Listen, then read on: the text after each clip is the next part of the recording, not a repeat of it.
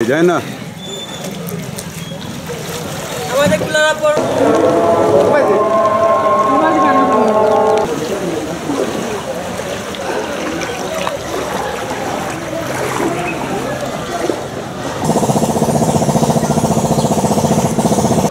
বাসা ছাড়িয়া আর ওই তো পানির মাঝে রান্না বাড়া নাই খানি নাই এমনি আইসি উঠিয়ে এখন উঠিয়ে অটোলো খাইয়া যাই কিতা আর এখন বাড়ি ছাড়িয়ে আওয়া লাগে।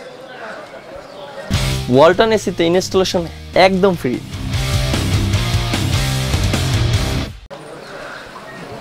আর কি সমস্যা আপনাদের? আর সমস্যা নাই এখন কেউ তো পানি খাঞ্জি লাগি লাকড়ি লুকড়ি এই সেই সব তা নেওয়া যান খাওয়াও যান না মানুষ অসহায় পড়ে গেছে সারাই গাঁয়ের মানুষ। আশ্রয় কেন্দ্র তো সরকার করছে, ওখানে গেলেন না কেন? আশ্রয় কেন্দ্র তো ওদারে আছে গেছি না আমরা হই পেটি না আছেন হজন আর আমরা গেছি না হই দেশাতা নিব কি তালা ভাঙিব চুরে নিব কি দেশাতা গড় ভাঙিলে আর ওলা তৈয়া গেছি আইয়া পাইছি নিচেই চাউলু লতা পকলতা কুলিয়া।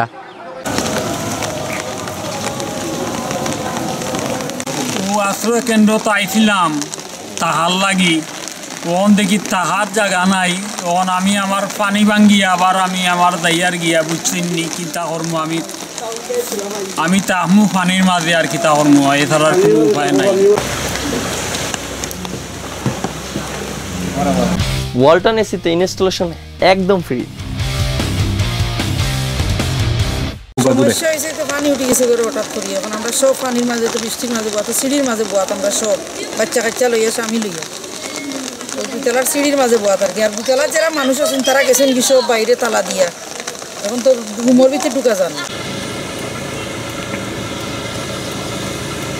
আমার মেয়েটারে নিয়ে কুলার মেডিকেল আইছিলাম এখন কুলার মেডিকেল আইয়া তো মেডিকেলের যে অবস্থা বন্যা তো দেখা যায় কুলার মেডিকেলেই সব এখন মেইন রোড থেকে মেডিকেল যেতাম পারি না পানির কারণে মানুষ রুগী লইয়া আইয়া এখানে মানুষ সুস্থ মানুষ অসুস্থ হয়ে যাবে।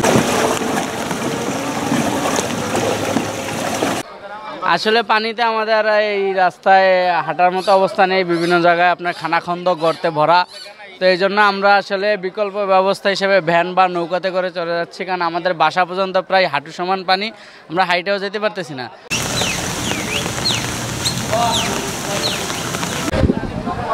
আমি আইসলাম আশ্রয় কেন্দ্র তখন তারা কে পাইছি না বাসা তোরা না খানো উঠছে কোনো খবর মিলেন না আমার আত্মীয় খবর পাই না কোন জায়গা তাও জানি না বারাত পানি ডুবাইল।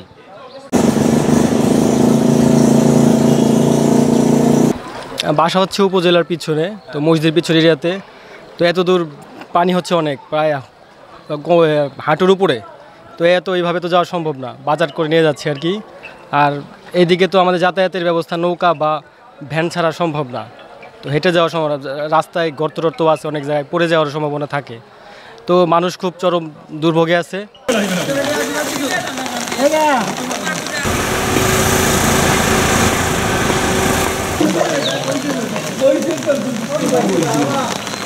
আমরা কুলাউড়া উপজেলা ছাত্রলীগ নিয়ে জড়িতায়নে আমরা এই শুকনো খাবার এবং পানি প্রস্তুত করেছি।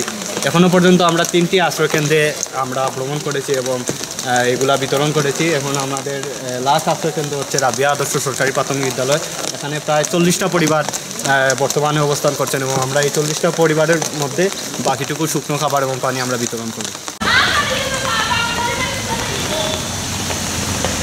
অতিবর্ষণের কারণে যে বন্যার সৃষ্টি হয়েছে, সেই বন্যার কারণে আমাদের কুলাউড়া উপজেলার সিংহবাগ এলাকা পানির নিচে তলিয়ে গেছে। আমরা যেখানে দাঁড়িয়ে আছি এটা হচ্ছে কুলাউড়া উপজেলা রোড, তো অনেক মানুষ, বিশেষ করে পৌরসভার 3টি ওয়ার্ড, প্রায় 80 ভাগ মানুষ পানির নিচে। আশ্রয় কেন্দ্রে ইতিপূর্বে জায়গা হচ্ছে না, তাই আমরা অনুরোধ করছি যে আশ্রয় কেন্দ্রের সংখ্যা আরও বাড়ানোর জন্য। পাশাপাশি এখন পর্যন্ত বন্যায় আক্রান্ত বা ক্ষতিগ্রস্তদের মধ্যে সরকারিভাবে কোনো সাহায্য এখনও আমাদের মধ্যে পরিলক্ষিত হচ্ছে না।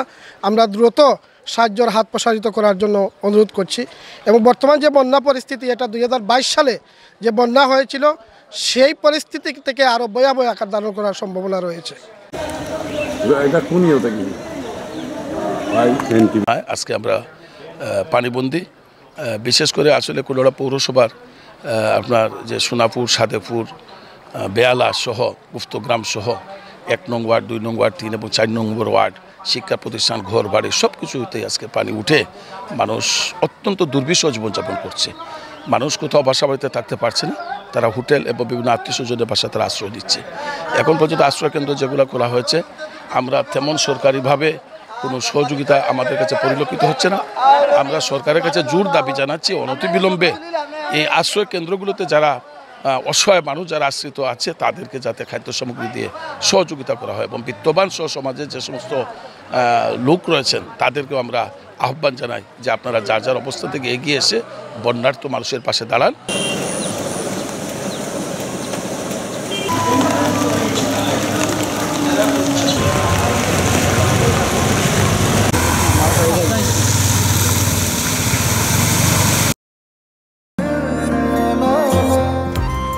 আমি মনে হয় তোমারে ভালোবাসি, মনে হয় না, আসলেই ভালোবাসি।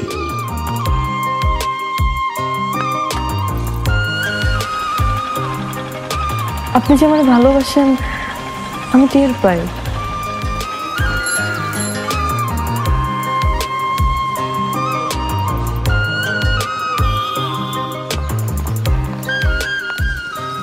বুকের বাম পাশে যে ব্যথাটা হয় ওই ব্যথাটার কাছে প্রশ্ন করে দেখো না ভালোবাসো কিনা।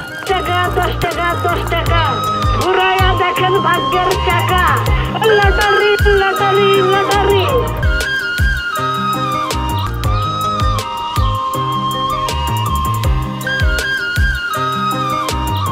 আপনি না চোখের যন্ত্রণা বুঝতে পারেন, বুঝে নেন।